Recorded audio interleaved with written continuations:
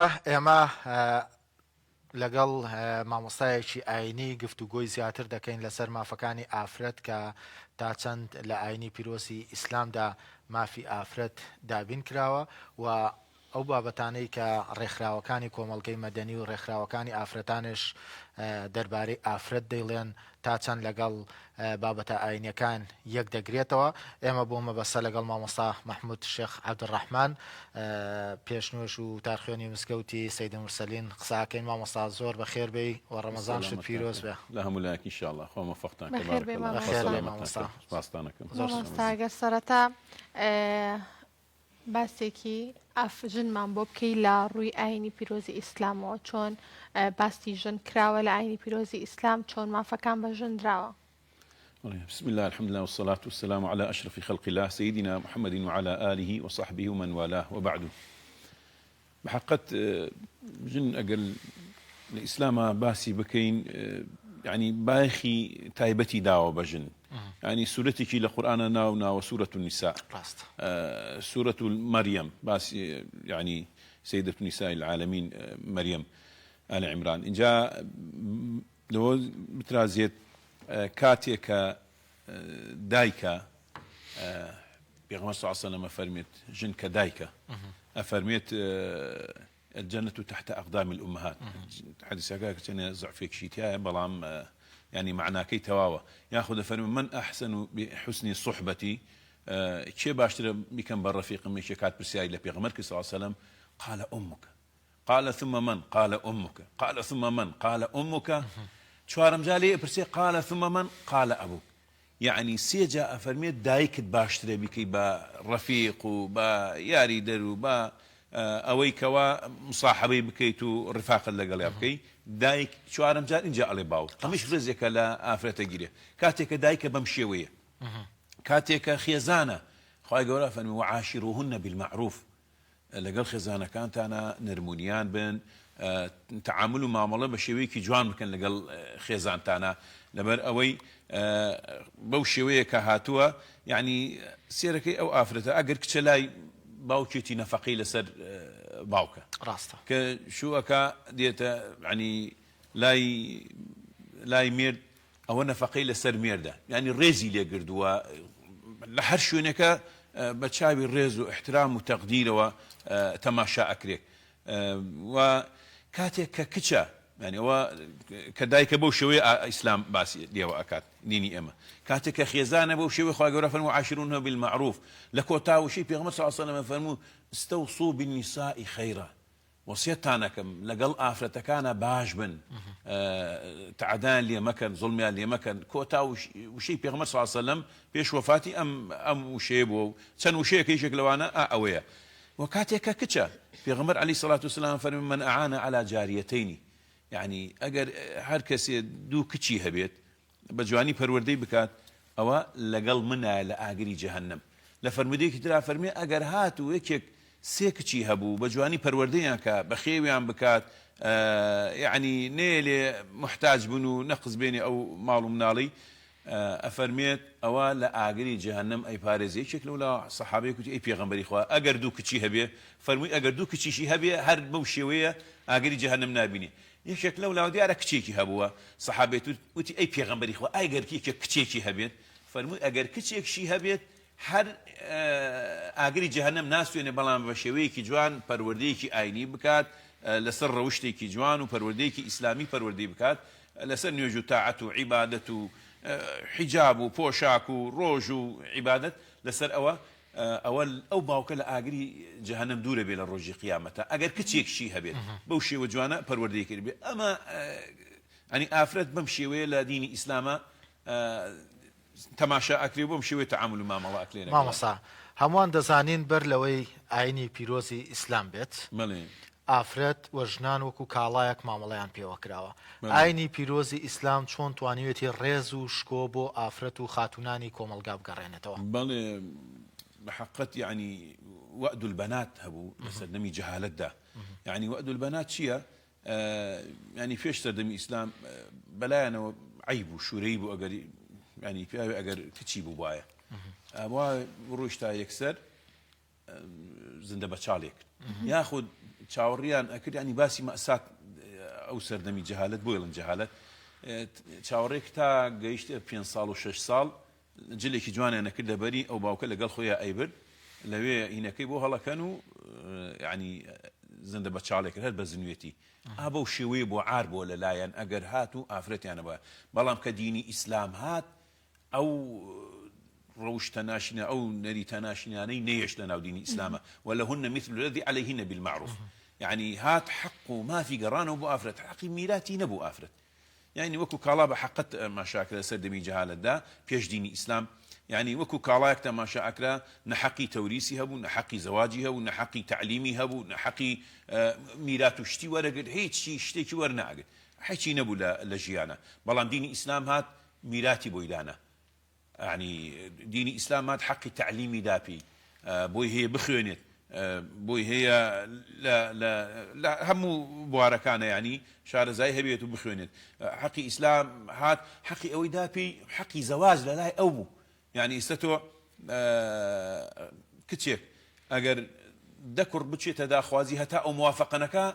لا او موافقه هذا يعني ديني اسلام افرتي كده تخاون بالريار بو اما سلاني كوات هيبته بخويوا يعني حقي ام حقها هي وماريش بەشێکی ترە لەو مافانەی کە بۆ حقی مارەی دا يعني ئەمە جارێ موافق ئەبسەت حقوقەوە یەکێک دێتە پێشەوە هەتا کچە ڕازی نەبێت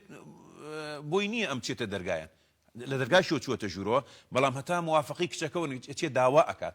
ئەگەر کەی کچەکە موافق بوو اینجاکە يعني ئەمە حقێکە دایەت پێی اینجا ئەوە حەقی مارەی و مەسرەف و نەفەقە و يعني ئەوە شتی زۆر هەیە لەو بابەوە کە باسی بکەین اینجا خاڵێکی تر لەمەیکەوە حەقی تەملیک حقي تمليكي نبو افرد بوي هي ملكي هبيت يعني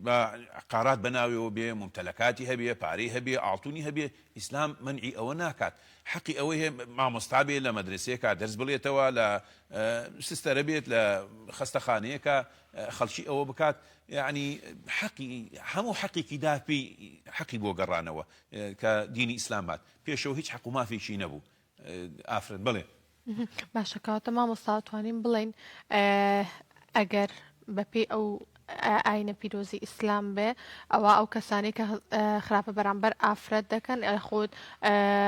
لە مافی ئافرەت ئەخۆم بۆ نمونە باسی میرات و باسی مارەی و کۆمەڵێک بابەتت کرد کەواتە 100% ئەوانە گوناحبار دەبن ئەگەر لە دژی ئەو بابەتە بن بەڵێ خی گەورە دایناوە ئەو حەقە هەنێ حەق هەیە ئەمێنی بۆ قیامەتیش مەسەن ئەو ماریە خی گەورە دایناوە ئەو پیاوە ئەگەر غەدی لێ بکاونەی داتێ ئیلا ئەو ئافرەتە خۆی گردنی ئازاب بکە وانە ئەگەر لە دنیا یان بووی بکات یان ئەو ئافرەتە گردنی ئازاب بکات ئەو مارەیە کۆتای پێدێ ئەگەر نە ئەو حەق ئەمێنێتەوە بۆ قیامەت لە قیامەتە خی گەورە عەزابی ئەدا لەبەر ئەوەی وەکو دزێک وەکو ئەوە تعاملەکری لەگەڵا وەکو تاوانبارێک وەکو گوناحبارێک لە ڕۆژی قیامەتە تۆڵی ئەکاتەوە وپێغەمبەر صلی الله علیه وسلم فەرمێت ما أكرمهن إلا كريم وما أهانهن إلا لئيم يعني هیچ کەسێک ڕێز لە ئافرەت ناگرێ ئیلا ئەوە خۆی بەڕێزە هەر کەسێ ڕێزی لە ئافرەت گرت ئەوە خۆی بەڕێزە ئەوەش بێڕێزی ئەکا ما أكرمهن إلا كريم ئەوەی کە ڕێز لە ئافرەت دەگرێ ئەوە خۆی بەڕێزە وما أهانهن إلا لئيم بەڵام ئەوەی کەوا ڕێز لە ئافرەت ناگرێ ئەوە خۆی بێڕێزە ئەوە لە ئیمە پێغەمبەر عەلەیهی سەڵات وسەلام لەو فەرمودەیە باسەکە بۆیە ئینسان بۆ ئەوە هانمان ئەدا دینی ئێمە و پێغەمبەر عەلەیهی سەڵات وسەلام ڕێز لە ئافرەت بگرین یعنی خەدیجە خۆ چەند ساڵ لە پێغەمبەر گەورەتر بوو خێزانی پێغەمبەر عەلەیهی سەڵات وسەلام یەکەم خێزانی پێغەمبەر بوو عەلەیهی سەڵات وسەلام حتا ئەو لە ژیانە بوو پێغەمبەر عەلەیهی سەڵات وسەلام ژنی نەهێنا ڕێزی گرت لە کەوەفاتی کرد اینجا دوای ئەوە ژنی هێنا و هەموو جار ئەچوو سەر گۆڕەکەی يعني ئەوە ڕێزێکە لە خێزانی ئەیگرت بەو شێوت بەوە لە حیاتا چۆن ڕێزی لێگرت لە مەماتیش هەروە ڕێزی لێک ئەچووە سەر گۆڕەکەی و سەردانی ئەکرد و ئەوەی کەوا ڕەفیق و دۆست و برادەری خەدیجەی خێزانی بوو دائیمە ڕێزی لەوانەی شەگرت لەبەر خاتر خەدیجەی خێزانی ئاوا ڕێزی کرد نەک بەس لە خێزانی ئەوەی کەوا ڕەفیق و دۆست و برادەری خێزانی بۆ خەدیجەی خێزانی ڕێزی لەوانیش ئەگرت پێغەمبەر عەلەیهی سەڵات وسەلام بۆ ئەوەی ڕێزێک لە ئافرەت بگرێ يعني وانی ئافرەتیش بوون لە شەڕەکان پێغەمبەر صلی الله علیه و سەلەم مەشغوڵ بوون سەحابە هەمووی لەولا بریندار هەبوو ئەوە هەبوو پێغەمبەر صلی الله علیه و سلم پیرێژنێک لەو لاوە هات زۆر داواڵە پێغەمبەر صلی الله علیه و سلم دانیشت لەگەڵ یا هینەکەی بۆ دانا و دانیشت لەگەڵ یا وازی لەو هەموو سەحابەی هێنا لەگەڵ ئەو پیرێژنەیە دانیشت وتیان ئەی پێغەمبەری خوا عەلەیهی سەڵات وسەلام زیاد احتیمامە دای ئەو پیرێژنە پێغەمبەر صلی الله علیه و سلم فەرمووی كانت تأتينا يعني لە کاتی لە سەردەمی خەدیجە ئەم ئافرەتە زۆر ئەهات بۆ لای خەدیجە لەبەر خاتر خەدیجەی خێزانم بۆیە ئەو ڕێزەم لێ کردووە یعنی بزانە چەندی ڕێزی نەک لە خێزانی لە ڕەفیق و برادەری خێزانشی کردووە لەبەر خاتر خێزانەکەی ئاوا دینی ئیسلام ڕێز لە ئافرەتەگری و زۆر باشە مامۆستا باست کرد کە ئاینی پیرۆزی ئیسلام ئەو ڕێگا چارانەی پیشانداوە و چۆن ڕێز لە ئافرەت بگیرێت بەرامبەر بەمەش پیاوانش چۆن ڕێز لە ئافرەت بگن ئافرەت چۆن ڕێز لە پیاو بگرێت پرسیارەکەی من بەو جۆرەیە مافی ئافرەت لە ئیسلامدا بە دەقی قورئان و فەرموودا ئافرەت مافی چی لەسەر پیاو هەیە و پیاو مافی چی لەسەر ئافرەتەیە والله حق هەردووشیان حق و مافیان هەیە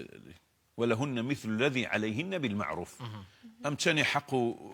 مافی هەیە لەسەر ئەو ئافرەتی بالمقابل حق و مافی هەیە لەسەر ئەو پیاوە ئەم دوانە تەواوکەری یەکترین یعنی خوای گەورە فەرمیێ هن لباس لكم وأنتم لباس لهن بە لیباس ناوی ژن و پیاوی هێناوە ژن و مێرد یعنی چی پۆشاک ئەم پۆشاکە چۆن سترمانەکە ژن و مێرد ئاوا یەکتری ستر ئەکەن بۆیە سێرەکەی نابێ عیب و عاری یەکتری دەربکەن ئەبێ بەو شێوەیە ئەمانە ئەسراری ئەو ماڵە دەرنەکەنە دەرەوە اینجا بۆیە ئەو حەق و مافی کە لەبینە تەنانەت لە کاتی جیابوونەوەشە یعنی کە تەلاق ڕۆدا لەبینەوە جا بنەوە لە یەکتری ئەسراری ناو ماڵ نابێ دەرکەنە دەرەوە پاش جیابوونەوەش بۆیە ئەم حەق و مافەی کەوالەوەیە بە دەرەجەیەک پیاو نەفەقەی لەسەرە ئەبێ نەفەقەی ئافرەت بدا ئەو ئافرەتە ئەگەر دەوڵەمەند بێ ملیۆنێریش بێت بۆی نییە یەک دینارێ لەو پارەی خۆی سەرفکە ئافرەتەوە لەوەی چەند ملیۆن ڕاتبی بێ بەڵام بۆی نییە یەک دینارێ لەو ماڵە سەرفکات ئەوە شەریعەت دایناوە ئاخە بەعزێک ئیسا ڕەخنە ئەگرن لەوەی کەوا ئەڵێن ئەوە کەوا للذەکەری مثل حەظ الأنثەین لە کاتی میراتە ڕەخناگرن وەڵا دینی ئیسلام ئەوانەی کەوا دژ بە ئیسلام و دیش بە وەڵاوەیە چێ لەو پرسیارانەی من ئەمیز ئاراستەی بەڕێستی بکەم لەبەرەوەی زۆرێک ئەوانەی دژە ئاینن ئەمە وەکو نقطەیەکی زوعف وەکو خاڵێکی لاواز دەبینن دەڵێن بۆ لە میراتدا کچی و کوڕ هاوتای باس ئەوواکەین بەس اینجا ئەوەی تۆ ئەم ئافرەتە بۆ خۆی لە ماڵەوە دانیشتووە لای باوک کە وەفات دەکات میراتی وەرەگرێ ئەچێتە لای مێرد لەوێ میرات وەرەگرێ دایکە میرات هەندێک جار نصف وەرەگرێ هەندێک جار ڕوبع وەرەگرێ هەندێک جار ثمن وەرەگرێ یعنی بەو شێوەیە بەڵام ئەم گەنجە داماوە ئەم کوڕە فەقیرە کە باوک ئەمرێ ئەو میراتە وەرەگرێ لەوێ بەڵام نەفەقەی ماڵ ئەکەوێتە سەری هی خوشکی هی دایکی اینجا وەرە ژن دێنێ ئەبێ نەفەقە و مەسرەفی ئەویش بکات هەر بەوە بەڵام ئەم کچە بۆ ئەمان بۆ خۆیان سافی وەرەگرن لای باوکە هەر سافی وەرەگرێ لای مێردە هەر سافی وەرەگرێ نەفەقەی لەسەرە کە وەفاتیش ئەکەن ئەوانە بۆ خۆی لە هەردوو لە هەر ئەخوا بۆ خۆی هەر سافی بۆ خۆیان دێتە بەردەستیان و هیچ نێکیان نییە ینی ئیستا سێرەکەی ڕۆژە لە وتارە وتم ئێمە ڕۆژ وایە چەند عەلاقە ئەبینە ماڵەوە بۆ هین هیچ منەتێکشی تیان نییە ئەخوا وای کردووە بالمقابل تەواوکەری یەکترین یعنی سێرەکەی ئەوەنە مەسرەفەکەی ڕۆژی ئەوەنە سەرفەکەی بماڵەوە عەلاقە شتە بیتەوە ماڵەوە خواردنە بیت بۆ ماڵەوە بێ ئەوەی منەتێکی تیا بێت بۆ لەبەر ئەوەی خوا وای کردووە نەفەقەی ئافرەت لەسەر پیاوە ئەبێ ئێمەش عەلاقە بینەوە بۆ ماڵەوە پڕیشتە بالمقابل ئەمان چیەکەن لە ماڵەوە ماندوو ئەبن خوا جەزایان بداتەوە و ئافرەتانە یعنی سێرەکەی ئیتر ئێمە لەوەی لە دەرەوە بین ئەوەنە هەستی پێ نەکەین بەڵام وەرە لە ماڵەوە ئەمانە تربێتی مناڵ لە سەریانە ناو ماڵ قاب و قاجاق شوشتنە چێشتکردنە مامۆستا لەمانە ئەجریان دەسەکەوێ ئەجرکردنی منداڵت ماندووبوون دەمانە هەمووی ئەجرە بەڵێ ئیترەمان هەتا بەربانگ خەریکی مەتبەخن خواردن وەرام خواردنە شۆر نەبێ یاخود بێخوێ نەبێ دەی پیاو دێتەوە لە ماڵ بۆڵە بۆڵ نەکا ئێوارە ئەم خواردنە بەدڵی بێ مەسەلەن هۆڵی ئەوەی شیانە ینی خوا جەزایان بداتەوە ئەمانە ئەجرەکەیان گەلێ گەورەی ئینشاءڵڵا مضاعفە لە مانگی ڕەمەزانەیە جا بۆیە ئەم نەفەقە بە دەرەجەیەک لە مەئکەل و لە مەلبەس و لە مەشرەب و لە مەسکەن ئەمە لەسەر پیاوە نەفەقەی ئافرەت بدات ئەمە ئەم حەقی لەسەر پیاوە ئافرەت حەقیان لەسەرمانە ئافرەتان بالمقابل ئافرەتیش پیاویش حەقی لەسەر ئافرەت هەیە حەقەکانی ئەو حەقەیەکە لە ڕووی نانەوەستێ باشە ئیطاعی بکات بێ قسەی نەکات و بە تایبەتی بۆ شەو خەوتن و سەرجێگەی نابێ ینی ئەوە بکات لەگەڵی خاڵێکی تر ئەوەی بێپرسی ئەو پیاوە نابێ بچێتە دەرەوە لەبەر ئەوەی الرجال قوامون على النساء باشە ئەمە دژە دینەکان وا لێکێ دەنەوە کە ئافرەت ناتوانێت بچێتە دەرەوە بەبێ ئیزنی پیاوەکەی ئەمە زەوتکردنی ئازادی تاکە کەسیە لێرەدا ئمە باسمان کردمان ئافرەت ئیسلام حەقی تەملیکی داوە پێی حەقی تعلیمی داوە پێی بچێت بخوێنێت ئیزن پێدراوە مادام ڕوخسەتی پێداوە ئەوە ئەڕوا ئەخوێنێت مادام ڕوخسەتی پێدراوە مامۆستایەکە لە مەدرسەیە ئافرەتان ئەچێت دەرسێتەوە مادام ڕوخسەتی پێدراوە لە ماڵەوە ئەوە ڕوخسەتە بەس بۆ هەندێ شوێن بە بێپرس نابێ بڕوا مەسەلەن ئەچێ بۆ بازار ئەبێ ئەو پیاوە بزانێ بۆچی ئەڕووی لەگەڵ چی ئەڕووی ئەبێ خۆی بیگەێنێت نابێ بەتەنیا ئەو ئافرەتە لە ماڵ دەچێ ئافرەت يعني پیغمبر صلی الله علیه و فرمی عورتك لما ضرتي نسي حديث قساكين بنسي آيات پیغمبر صلی الله علیه و فرمی أيما امرأة استعطرت يعني خرج من بيتها واستعطرت ليشم ريحها فهي زانية پیغمبر صلی الله علیه و فرمی هندێک ئافرەت کە بەتەنیا دەرچن بۆنی خۆ هەنێ بۆن هەیە مامۆستا بۆنی ئەوەی پێ ئافرەت لە خۆیەدا سەرنج بەرامبەر ڕائکێشێ پیغمبر صلی الله علیه و ئافرەتەکە بەتەنیا ئەڕوا ئەو بۆنە لە خۆی ئەدا پێش 1400 ساڵ ڕەحمان بەفیدابی ئەو قسەی کردووە کە بۆ ئەوی خەڵکی بۆ سەرنجی خەڵک بۆ لای خۆی ڕابکێشێت ئەوە خوا پەنامان بدا ئەوە وەکو ئەوەیە زینای کردبێت یعنی بۆ وا لە خۆی ئەکات جار وایە بە بۆنەکەی جار وایە بە جلوبەرگەکەی جار وایە بە لەنجەولارەکەی يعني نساء كاسيات عاريات مائلات مميلات مائلات مميلات كالي الراب بريوه لنجولار اكا هر اوش هر بو اوي كواس سرنجي خلقي راب كيش بلاي خويوا اوانيش فانهن ملعونات لا يجدن لا يدخلن الجنه ولا يجدن ريحها للرواتك فرمي وان الريحها لمسيره كذا من الشهر والله ما وصل هاوکارم ڕێبین پرۆدیسەری بەرنامەکەیە پرسیارم لێکا لەسەرەوە لە مامۆستا بپرسا ئەمە پرسیار من نییە پرسیار ڕێبینە ڕێبین ئەڵێ تۆ باسەواکەیت کە ئافرەتان کاتێک بۆنێک بەکاردێنن بۆ سەرنج ڕاکێشان ئەمە هاوتای سیناکردنە ئەگەر پیاوان ئەو بۆنە خۆشەوەەکەی ینی وڵی پیاوان ئەوە ئیتر پیاوان ساسەنە بۆنی خۆشی لە خۆی داوە بەستەکە لە چیایە مەبەستەکە بۆ سەرنج ڕاکێشانە ئەو بۆنە تایبەتە بە ئافرەتەوە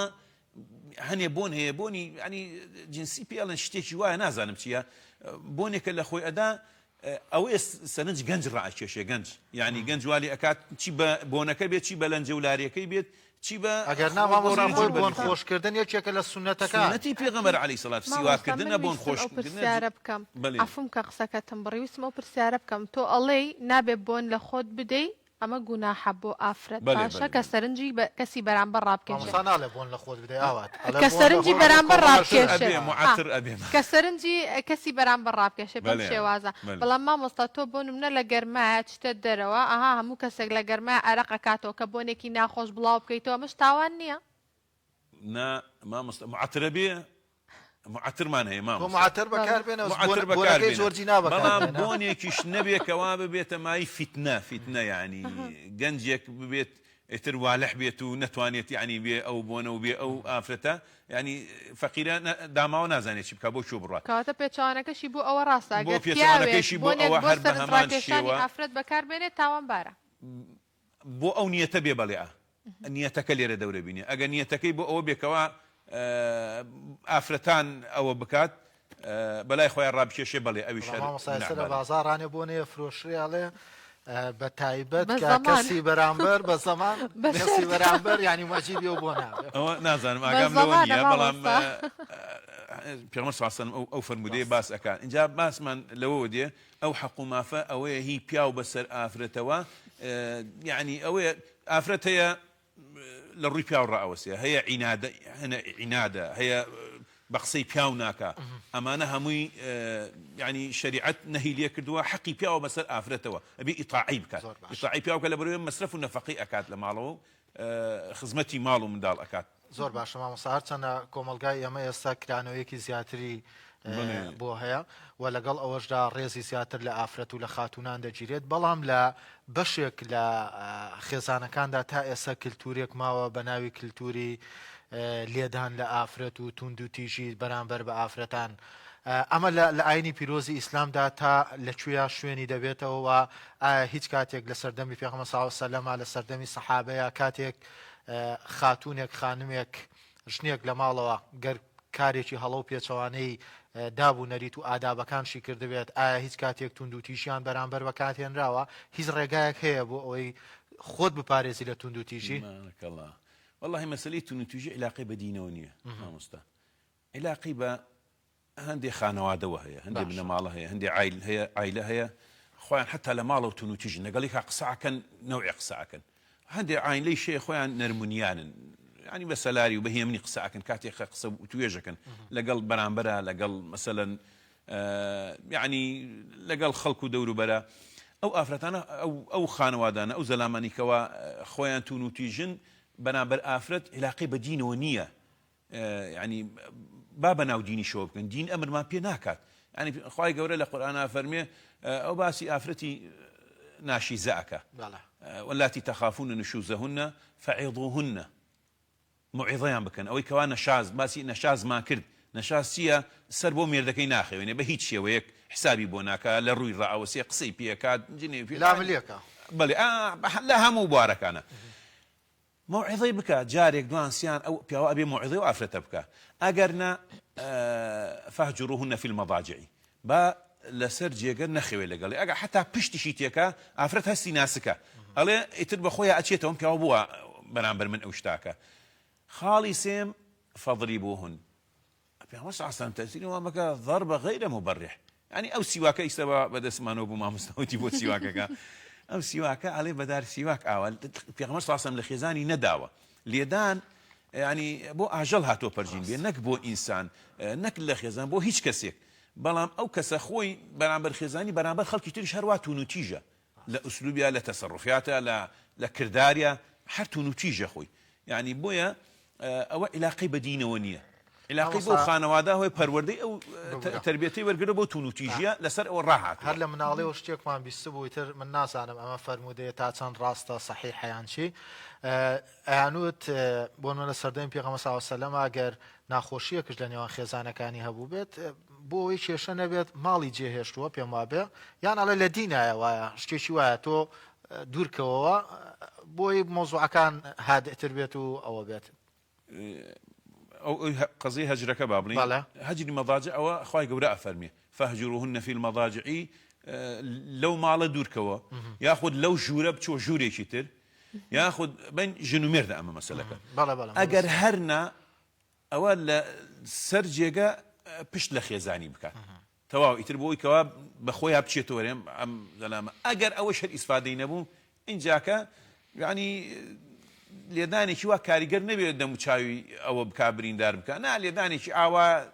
بەدارە سیواشێک ئەوە بێت چی تەسیرێکی بێت خەفیف نەک خەفیفیش بۆ ئەوەی کە ئەو ئافرەتە بەخۆیان بچێتەوە باشە من لێدان بۆ ئاژەڵە یعنی چی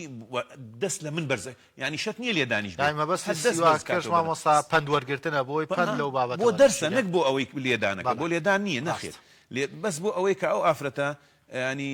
بەخۆیان بچێتەوە باشە من لێدان بۆ ئاژەڵە چۆن وە ئەم زەلامە بەرامبەر من دەست بەرزەکاتەوە دیارە من زۆر لەوە کەمترم کە من ئاوە دەست بەرزەکاتەوە بەرامبەرم بەخۆیان ئەچێتەوە ئەگەر مۆعیزە و ئەگەر هەجرەکە ئیسفادەی نەبوو بەو لێدانە لە 100% بەخۆیان ئەچێتەوە ئافرەتە شەتنی هەر دەستیش بەرزەکەی بەرامبەری ئیتر ئەو ینی نەفسیەن بەخۆیان ئەچێتەوە. باشە مامۆستا ئەو ئازادی و مافانەی کە لە ئێستادا لە نێو کوردستاندا هەیە بۆ ژنان بەرپاکرا و ژنان ئەتوانن بە ئازادی کار بکەن بە ئازادی بڕۆن بێن پەروەردەی مناڵ بکەن ماڵ بەخێو بکەن کۆمەڵێک ئازادی ڕەهادراوە بە ژنان ئەو ئازادیە و ئازادیانن کە لە ئاینی پیرۆزی ئیسلامدا باسی کراویان زیادە ڕۆیەکی زۆری تێکراوم خۆم ژنم کە باسی ئەو بابەتە دەکەم بەڵام بابەتەکە حەق و پێویستە باس بکرێت. ڕاستە واقع وەڵاهی ئیسلام ئازادی داوەتە ئافرەت بەڵام سنوورداری کردووە یعنی ڕەمەکی نییە ئەمەی کە ئەمڕۆ ئەیبینین زیادە ڕوویەکی زۆری تایە ئافرەت شان بە شانی پیاو بۆ هەموو شوێنەکە خوای گەورە بنیەتی زەلامی وا خەڵق کردووە پیاو بۆ دەرەوەیە بچێ ئیش بکە بە شەو بە ڕۆژ دار بێنێ بەرد بێنێ دار بشکێنێ ئەوە لە کوردەواری شاڵێ بەرخینێرە بۆ سەر بڕێنە پیاو خوا بنیەتی وا کردو بۆ دەرەوە بۆ ئیشی قورس ئەعمال شاقە وانە ئافرەتی بوونیەتی زەعیفترە ناسکترە بۆ ناو ماڵەوە کراوە ئیستا باسی ئەو ماکرد لە ناو ماڵەوە جلو بەرگەشووە ناو ماڵەشوە تربێتی مناڵەدا مەسەلەن یعنی چێش دەکات ئەم شتانەیە لە خزمەتی مێردایەتی ئەگەر بۆ دەریشەوە ڕۆشتی سنووردار بێ کوتمان مامۆستاییەکە لە خەستەخانەیەەکە لە شوێنێکی ئاوا بەڵام تۆ شان بەشانی پیاو بۆ هەموو ئیشێک و بۆ هەموو جمگەکانی ژیان ئێتە فەرقی چییە لەگەڵ پیاوە کەواتە نەخسێکەی لە معادلەکەی مامۆستا وانە نەخسێکەی لەبەر ئەوەی تۆ خوا گەورە پیاوی بۆ ئەوە خەلق کردووە بنیەت و الرجال قوامون على النساء خوا گەورە فەرمی وانە بۆیە تەلاقشی هەر لای پیاو داناوە تەلاقی لا پیاو داناوە لەبەر ئەوەی پیاو بنیەتی بە قوترە ئەوەیە ئافرەت تۆزێ هەستیان ناسکترە ینی ئەگە تەلاق لای ئافرەت بۆە لەگەڵ ڕێزمدا بۆ زۆر خراپە بۆ ڕۆژی دەجا تەلاقمانیانەدا یعنی خوا وای کردووە خوا ینی ئەوان هەستیان ناسکترە لەوەی تەحمولیان کەمتر بێت بەڵام پیاو تەحمولی هەیە زۆر شتێ جوێی ناداتی لە هەموو شتێ ناکۆڵێتەوە یعنی ئەوەی ئافرەت زۆر لێ کێداتەوە و لێ ئەکۆڵێتەوە ئافرەت پیاو گوێی ناداتی هەنێ جاگەر تەلاقش بێتەوە مامۆستا یەک جار تەلاقێدا دووجارێ ماوە حەلەکە لەو دقەیە کۆتایی سێ بەسێکە مامۆستا چوارژن بۆ پیاو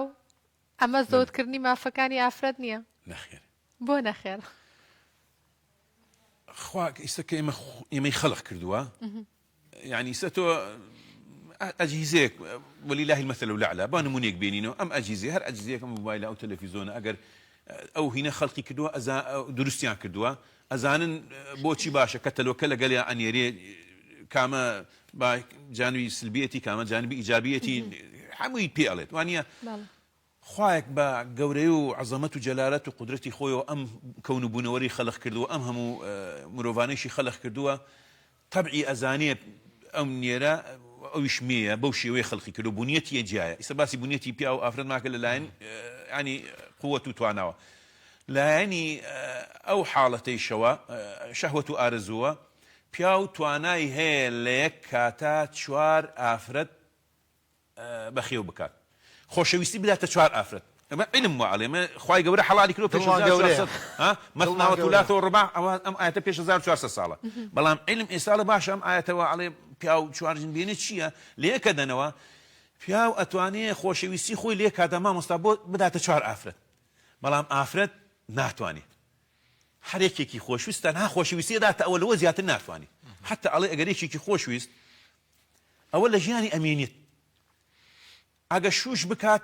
دەستبەرداری ئەوە نەبێ ئەوە ناتوانانی ئەو ژیانە بێتە سەر ئەوە بۆ لەبەر ئەوەی هەر یەکێکی خۆشەوێت تەواو ناتوانێت لە کاتێکا دوو کەسی خۆش بوێت یعنی ئەمە معادلێ ئەمە علمی ئێستا ئاڵێت بۆیە خوای گەورە کە ئێمەی خەڵق کردووە ئەزانێ لە کاتێکە